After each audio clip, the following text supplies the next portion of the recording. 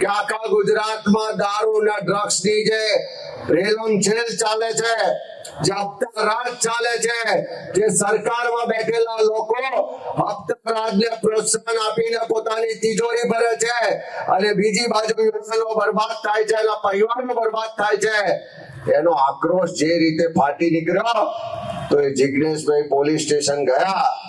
તેનો વિરોધ કરવા હવે આ ભાજપિયાઓ એમના મળતિયાઓને મોકલી અને પોલીસના નામે મહિલાઓને આગળ કરી અને પોતાના હપ્તા લૂંટાઈ જવાના છે.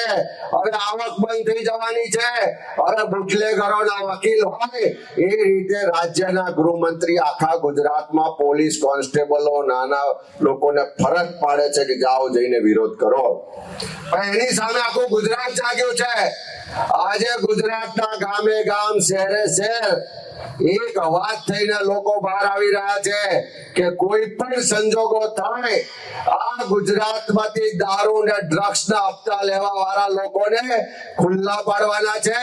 જ્યાં પણ આવા ધંધા થતા હશે ત્યાં જઈને જનતા રેડ થશે અને આ ગુજરાતમાંથી દારૂબંધીનો જે કાયદો છે એનો કડકમાં કડક અમલ કરાવીશું.